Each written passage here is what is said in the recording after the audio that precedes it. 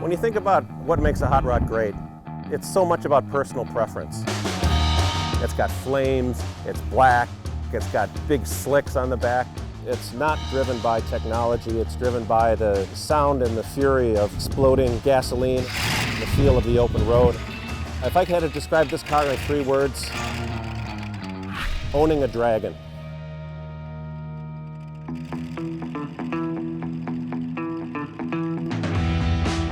My name is Joe Locher. I'm the owner of this 1932 Ford Roadster, what they call a highboy hot rod, and it's got race history back to the late 1940s on the dry lakes in California. I'd say I drive this car in the summer months several times a week. It's easy to operate, it's easy to get around in, as long as it's not raining because we don't have a top.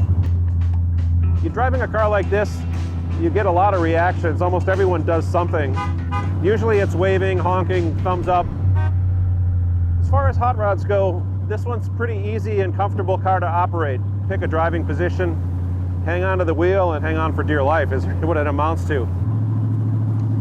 It's got a built Chevy motor, probably 375 to 400 horsepower. The fenders have been stripped off, the windshield's chopped, it's aerodynamic, it's lightweight, it's got a lot of horsepower, and so the magic formula is horsepower to weight equals speed. The fastest I've driven this vehicle is probably high 80s, low 90s. Honestly, once you get going to that speed in a car like this, it's fairly white knuckle. It's probably not a good practice to test the outer limits of a car like this if you want to stay around. The top speed is probably around 140, but you'd have to be a pretty skilled driver and have a death wish to get up there. I'm Dave Comina. I work at Bennett Coachworks. We build a lot of really cool cars and we maintained a lot of cool cars. This is one of them. What appeals to me about these cars is the originality of them. This car is completely Henry Ford steel from 1932. It was modified, raced, modified again, driven on the street. It's still here representing the history of the American hot rod. Some purists might look at a car like this and say, boy, it's too bad it doesn't look like the car that raced on the dry lakes in the 1940s. The way I see it, the rebuild in the 70s also has a lot of historical importance. It got completely rebuilt into more of a street fighter drag racer, which was popular at the time. We didn't do a lot to the engine because it was in pretty good shape, but we did clean up a couple things, cleaned up a little bit of the wiring. We pulled the center section out and we had the housing replaced so no more leaks. And then we reconfigured the length of the arms for the steering and squared the chassis up so we could drive it safely. The flames on this car, they were created in the 1970s by a fairly well-known pinstriper in the Denver area named Rhodey Kushnerite.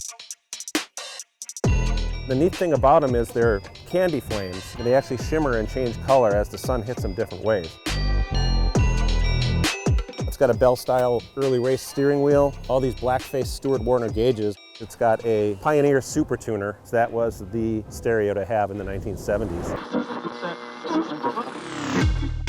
On the dash in the corner here is a timing tag from the late 1940s, which captures the moment that this car was timed on the Harper's Dry Lake in California.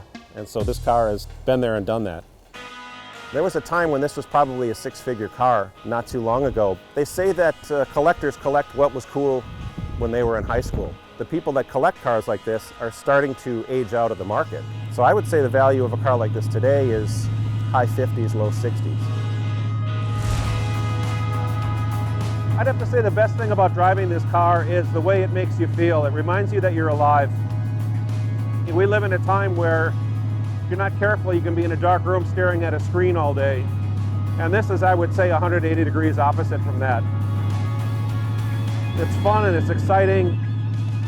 You can't help but have a smile on your face when you get to where you're going.